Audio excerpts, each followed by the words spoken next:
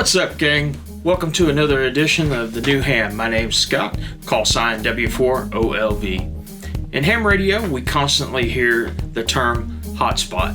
What does that mean? Well, it's one of these. It's a Wi-Fi hotspot that allows you to do digital radio and also allows you to bridge from things like DMR to Yaesu from D-Star. So what I'm going to do today is I'm going to show you how to build and program one of these little guys. Stay tuned.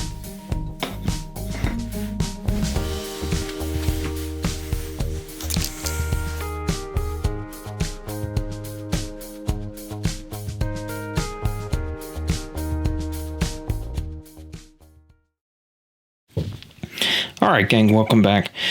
What you see in front of you are all the components that you will need in order to build a Zoom spot.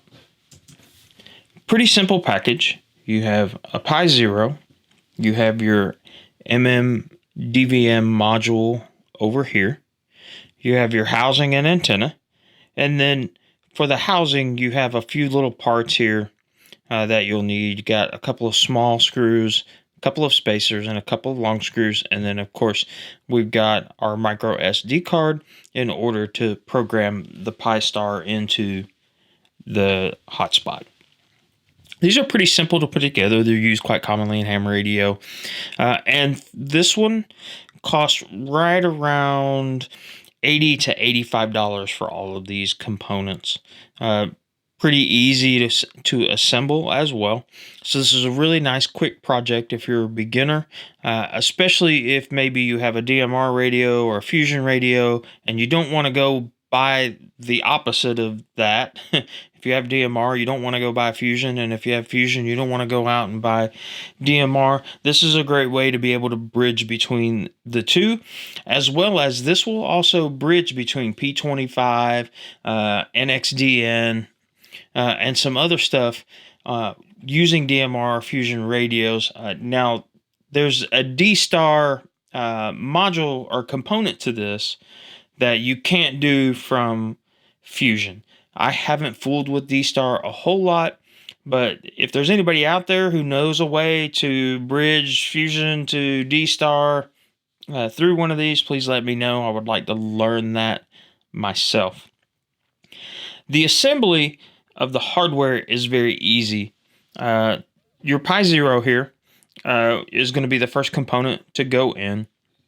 And just as we go along, I will tell you, these are about $14. I got it from adafruit.com. That's adafruit.com. $14. There is a cheaper one, but it is all separate components. You have to solder all the components together in order to make the complete module. I just got the completed module so I could just kind of do a plug and play. It's much easier that way. But you take those two short screws and you put one on each side here. And I'll show you the orientation on this real quick too as far as the housing. But once you get these two screws put in, that pretty much mounts that part of it. But what you have to make sure of with this particular kit, or any kit, is over here you're going to see this silver box. And that is where the micro SD card goes. For this particular kit, you have to put it on the slot side and not the half moon side. So you got to be careful with that. Make sure we're aligning those properly. Also make sure when you're handling stuff, don't bend pins, don't touch the boards. The next part is to mount our MMDVM module on top of this. It's very simple. You're going to see the two little black boxes is what it's going to look like on the video. But it accepts the prongs from what you've got in the lower Pi module. And it's pretty simple. You're going to start on the very left side. And we're just going to mount those up there so that it starts on the far left and goes all the way to the far right, and we just push them down firmly, and now that module is in place. The next part is to add our spacers and our long screws in order to fully mount this and secure it. Pretty simple process. Once again, even though I'm jiggling the camera here, what I do is I just put those partially through and kind of tilt that just a little bit. And then you'll see that it just kind of falls down in there. And then I just wiggle that around until the screw hits the little slot down there. And once it does, oh, I pulled it right back out. That's what happens when you have a magnetic screwdriver, right? And then we're just gonna screw that down until it's firm. It's one side, and then we're just gonna repeat the same thing for the other side.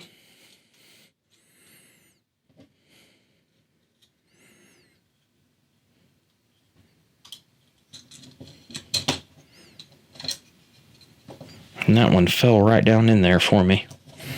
Perfect. And again, we're just going to tighten that down until it's firm. That is the whole module assembled. That's everything. The only other thing left is to put the top on. You just have to make sure that, of course, you line the slot up with where your antenna mount is. Don't try to put it on the opposite way. And this one just has slots, and then it's got some little wings along the bottom portion that just basically snap in. Got to get it lined up correctly, which is a lot easier said than done when you're on this side of the camera. But once you do, you'll see those slots, those little wings just get right in the slots there. And then your antenna mounts there, screen is visible, and we can mount our antenna. And quite literally, we now have the hardware completely assembled, and we're ready to program our micro SD card with the Pi-Star software. And we're going to take a break right here, and then I'm going to kind of switch around, get my computer fired up, and we'll take a look at what it takes to get the software image onto the micro SD card, and then we'll put it in here, and we'll fire it up. Give me just a moment. We'll come right back. Alright guys, welcome back. So I've got everything set up. I've taken my micro SD card, put it in the adapter, and then inserted it so that it's ready to go. You'll see it up here as untitled. So you need a couple of utilities in order to work this. First, you're going to need an SD card formatter. I recommend this very one. It's been very easy to use, and I've had a lot of success with it. So we're going to open that up, and you're just going to see this little generic screen. The quick format works quite well, so you can just hit format for this. It has recognized it, the generic storage device, disk 4. And we're just going to hit format, tell it to continue, and then it asks for my password. And it's that easy. And we are now done formatting that. We can close out. The next thing that you're going to need in order to put the Pi-Star image onto the card is you need to get Balena Etcher. And Balena Etcher is this little fella right here. We're just going to open that up real quick. This again, it's another very simple program to use. It's just step 1, 2, 3. Now you're going to notice over here I have Pi-Star RPI version 3. I'm going to put the link to where you can get that. But for those of you who like to do it on your own, what you'll do is you'll go to right there. You'll see where it says pistar.uk. You're going to go to the downloads page. And right down here, next to the bottom on this top list, you're going to see Pi-Star RPI version 3.4.17. That is the version that you want. It does take a minute for that to download, so that's why I went ahead and downloaded it anyway. But that's where you go, is pistar.uk. I'll leave that link down below for you. So we're simply going to go back to Balena Etcher here. We're going to select that image. It's going to open up. Since I've already been there, it already knows what image that I want. However, you will have to navigate there initially. So you'll have to, I always find it easy to just leave it on my desktop, hit desktop, puts me right here, and I get what I need. Now this is actually inside of the folder. This you don't select the whole folder. You want this image file. Gonna hit open, maybe. You want to make sure that this is also looking at the right device. It is the storage device media disk 4. And we're just gonna hit flash. Again, it's gonna ask me for my password. Say yes. And guys, it's not always going to ask you for the password. That's for my computer. I don't download anything that I'm not sure of, and it requires a password for me to do that. And it's going to flash this for us. It's going to take a second. I will speed this up, and through the magic of video, we will jump to the end of the flash, and then I'll show you the final screen. Okay, so we're back. That's done writing the image to the card and validate it, and it also validates it, and then you'll see that the flash is complete and you have one successful device. We're going to close out of that. We no longer need it. You'll also notice that the drive is gone. It has unmounted that drive. So we need to take that out and plug it back in. And then we're going to see it's up here, and it should say boot right here. For me, what I do is I change those. So I'm going to call it Pi-Star 2. Now I know what I'm working with. Anytime that I pull this micro SD card out and do anything to it, I know it's going to be to my Pi-Star 2. Now some folks will tell you to go ahead and add this document here, and that is just a supplement document that you can create at pistar.uk in order to go ahead and set up your Wi-Fi. I haven't had a lot of success with it. It may just be because I'm on an Apple. You can give it a try. There's some tutorials out there for that. For me, I'll show you how to start this up just using the Pi-Star interface once we get it put in. I open this up just to validate that everything is in there. You'll have a number of different files in there. Don't fool with them. Don't mess with them in any way. Nothing needs to be changed or configured here. And then we just eject that. We're going to go ahead and we're going to put this into our Zoom spot or Wi-Fi hotspot, whatever you want to call it. And that's pretty self-explanatory. It goes in face up into that little slot in the side of the housing that I showed you earlier. And then I'm going to show you how to log into it and configure it very quickly. So what you're going to see in the inset is you're going to see the video of the hotspot itself. And then you'll notice that the green light is on. Now, it usually takes a few minutes for this to boot up completely the first time on the initial startup. But what I'll show you here is this little guy creates its own little Wi-Fi hotspot. And what you're going to see over here on the right is you're going to see where it says Pi-Star Setup. And we're going to log into that. Oh, I hit the wrong one. Pi-Star Setup. Cancel. And some, oh, there it is. Okay, so now we're connected. So if we go into the Pi-Star Setup and then we do Pi-Star Local, you will get this screen and it'll say no mode defined. We haven't configured anything, so this particular hotspot is not ready to do anything.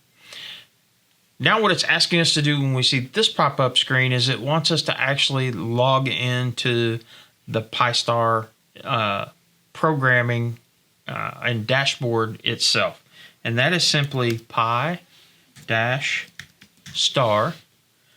and then the password is Raspberry, all lowercase, Raspberry.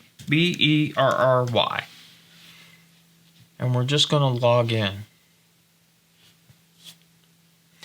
And it gives us the configuration screen. Now you do have to hit configuration where I was, and then it'll bring us here. The very first thing that you need to do is go down here to where it says node call sign. Put in your call sign. For me, W4OLV. And then we're just going to hit apply changes. This does take a second. And what this is going to do is it's going to open up the rest of the configuration dashboard for you. This is where you're going to see all of the different digital modes from P25, NXDN, YSF, DMR. You'll see it flip to this screen where it says it's applying the configuration, and then it's going to restart after those settings have been applied. And then it's going to tell us that we have to select a modem. Where you see the modem is we're going to come down from where we just put in the call sign. You're going to see radio modem type. We're just going to come down and we want ZoomSpot Raspberry Pi Hat GPIO. And then we're going to apply that change. This is kind of a tedious process, and what I would tell you is just take this one step at a time. If you overload it, I've noticed that it has a tendency to want to freeze up. If you do a couple of little things and then update it, it works much better. And again, this is going to go through the same process. It's just going to stop. It's going to start and configure it again, and then reopen that dashboard for us. One of the things that you have to do with this particular MMDVM hat is you're going to have to tell it the display type. This is an OLED. It is modem, and we do want it. We're just going to leave the G4KLX, and once again, we're going to apply those changes. Once again, this one usually takes a second, so it's going to be just a moment before it fully updates. I don't know why that one takes so long. I'm not really sure what it's configuring. But while it's doing that, you'll notice over here to the left, we've opened up all of those modes. Oh, there it went. All right, and now we're back. Well, over here on the left, you're going to see we've opened up those modes: DMR, D-Star, Yaesu Fusion, P25, NXDN, the bridge from Fusion to DMR, from Fusion to NXDN to P25, or DMR to Fusion, DMR to NXDN. You also have POC-SAG down here. That's paging. I don't know much about it. I've seen some folks start fooling with it here lately. That's something I'm going to look into. From this point, what I want to do is configure Wi-Fi. And when you hit configure Wi-Fi, it's going to bring you to this screen down here, and you want to scan for networks, and then it will open up the available Wi-Fi networks. None of these are my network. I must be too far away. Anyway, you'll just select one of these networks, and then it's going to ask you to put in the password. The extended one is mine. And then you just put in your password and put in save, hit save and connect, and it will connect to your Wi-Fi. What I would tell you to do is hit save and connect and then apply changes. You're probably initially going to see this tell you that the interface is down. That's okay.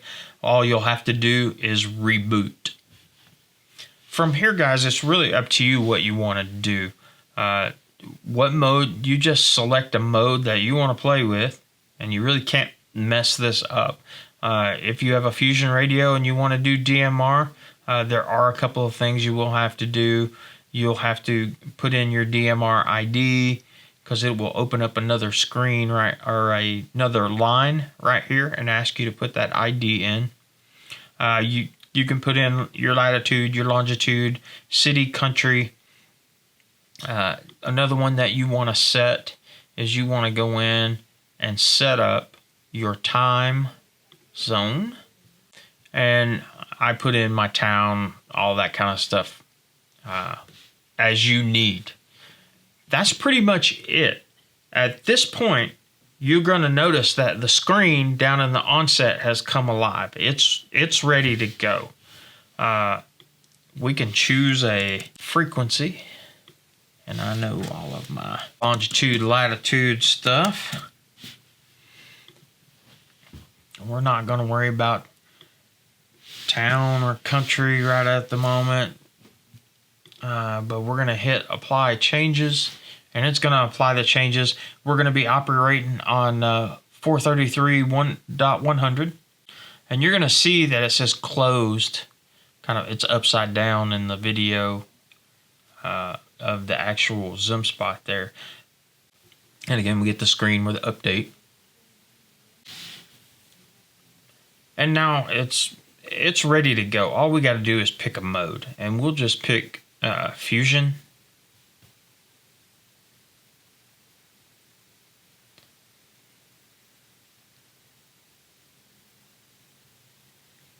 We're going to apply that change.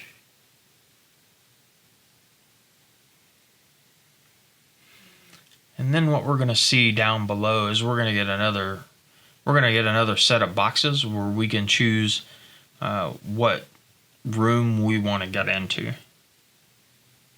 And we're just going to go into America's Link, and we'll make it real simple. And you're going to see now, and it sets up the APRS host for you. It's going to default to America Link. We're just going to leave it just like that.